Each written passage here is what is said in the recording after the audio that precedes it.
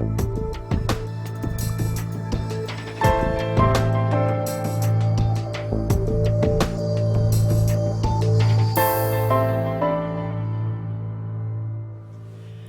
people with hypertension don't like the way their medications make them feel.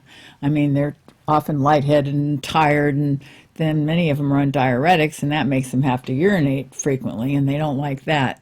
But now a new study shows that flax seeds can actually reduce your blood pressure as much as medications can. Yeah, and the people who wrote the article are thinking that maybe in third world countries that'd be a good idea. And I'm thinking with all the side effects, complications we have of drugs today, gee, maybe we could try it here because it's safe, it's affordable, and it actually works. And this is the largest decrease in blood pressure by any dietary intervention ever. Right, so we're looking at dropping blood pressure systolic by 10 and diastolic by 7. So if your blood pressure's 140 over 80, and you take this stuff, it'll drop it to 130. Over 70. Yeah, well, not quite 70, 73. But, yeah. That's right. So the drop is really impressive, and the approach is really safe. So I say give it a try as a primary form of treatment rather than using medication.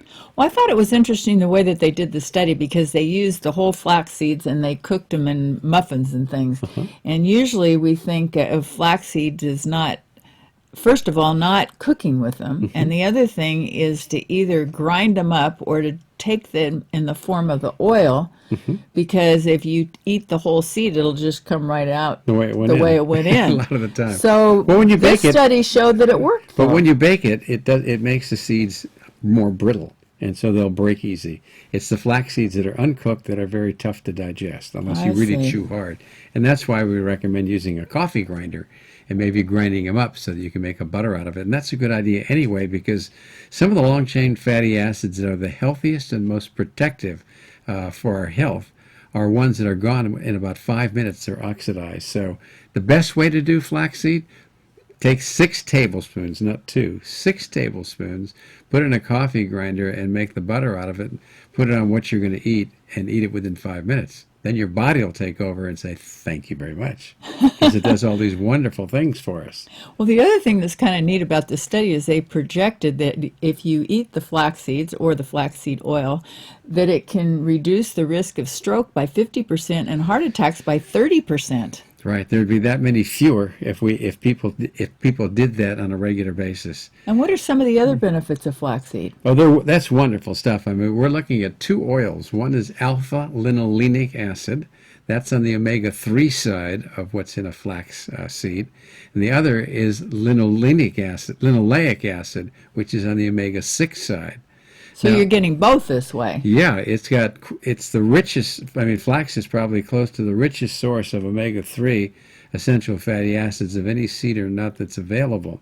So that's why it's particularly good. And about 2 tablespoons a day is the same as 2 tablespoons of oil is the same as about 6 tablespoons of the seeds. And the best ones to get, actually the one we like is Barlean's high lignan flaxseed oil, because the highest lignan helps to prevent cancer too. And exactly. It's the sediment, and it goes to the bottom of the bottle, so you want to shake it up and make sure that you get that. Right. Well, you want the lignans and you want the fiber. All 3 of those are important to lower blood pressure independently, but when you put them together, it causes a synergy that lowers blood pressure a little bit more. So what's the difference between flaxseed, fish oil, krill, seeds, and nuts? Okay, well, flax seeds and seeds and nuts basically have both omega-3s and omega-6s in them, but in a form that has to be acted upon by the body in order to make the active ingredients that we want. So on the omega-3 side, we'd like to have the EPA and DHA, which do wonderful things to keep our blood thin and to prevent cardiac rhythm disturbances and to make healthy cell membranes. On the omega-6 side, we want to have the GLA, the gamma-linolenic acid, which is a powerful anti-inflammatory essential fatty acid. So the seeds, the nuts, have both of those in them, but you've got to have the enzymes, the delta-5 and delta-6 desaturase enzymes, to be able to make those chemical reactions occur from the raw product that's in the seed. So in other words, those the flaxseed and the nuts and the seeds are better for people that are healthy, that want to stay healthy. Yes, I'd say. And maybe if you're not so well, then I would not trust that your body can make that conversion, because we know it actually doesn't do that very well in people who are sick.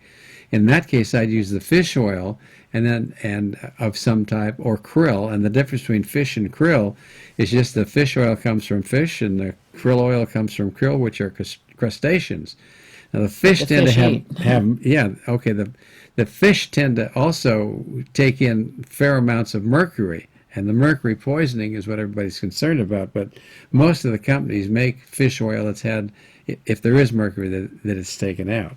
And the crustaceans, okay, are kind of the new rage, and people are paying a lot more money for that. I think that the fish oil is just fine, as long as you're combining it with the evening primrose, blackcurrant, or borage oil, which is what are the good sources of gamma-linolenic acid, which is what we call GLA.